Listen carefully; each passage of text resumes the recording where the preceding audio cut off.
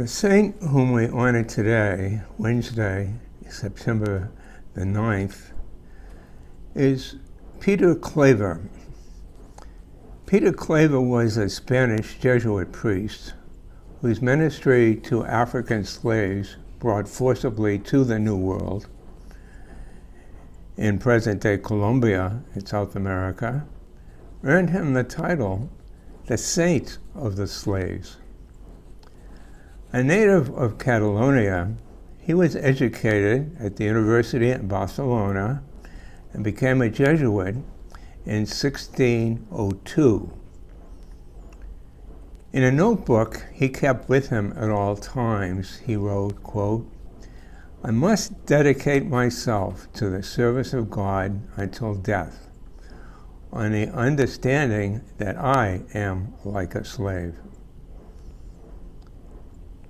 As a student in philosophy in Palma, Mallorca, Peter came under the influence of the Jesuit lay brother and doorkeeper, Alfonso Rodriguez, whose reputation for holiness and gift of prophecy resulted in many coming to him for spiritual guidance. Alfonso inspired Peter to serve as a missionary in the New World. He was sent to Cartagena, Colombia, in the year 1610, and six years later, in 1616, he was ordained a priest. At the time, Cartagena was major center for the African slave trade, primarily from Angola and Congo. 10,000 arrived every year to work in the silver and gold mines, work considered too onerous for the native Indians. The conditions of their passage were unspeakably atrocious. The slaves were packed in dark holes, chained together, lying in their own filth, fed no more than was sufficient to keep them alive. Perhaps a third of all those who embarked from Africa failed to survive the journey. And to the wretched souls who remain, Peter Claver devoted his life. Along with another missionary who had been involved in ministering to the slaves for decades, Peter saw to their spiritual and physical care, bringing them food, medicine, and other necessities. With news of the arrival of each fresh slave ship, he would move among the dazed and half-dead cargo, treating their wounds and distributing food and drink. And he also used interpreters and pictures to educate the slaves about Christianity, so as hopefully to prepare them for baptism.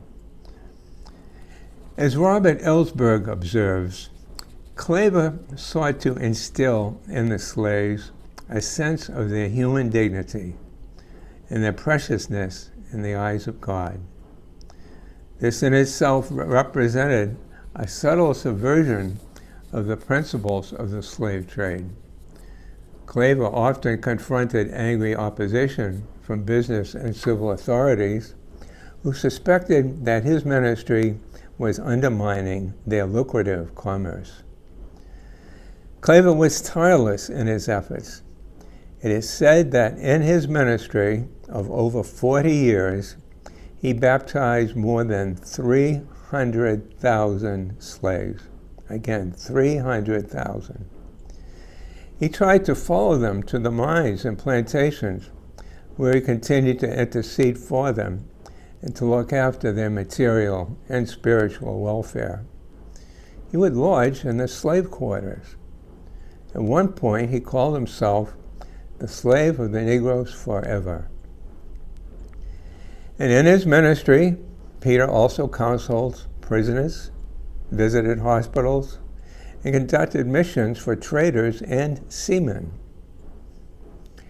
At 70 years of age, he took ill while preaching to Africans along the coast, returned to Cartagena, was stricken by a virulent plague that almost killed him, and then for the last 4 years of his life was in constant pain, remaining in his cell in a shocking state of neglect.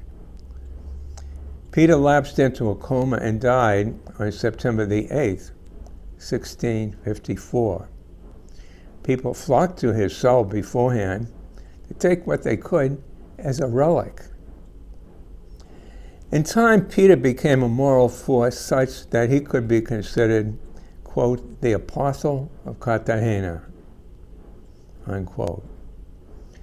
Following a large civic funeral and another by Africans and Indians, his reputation spread.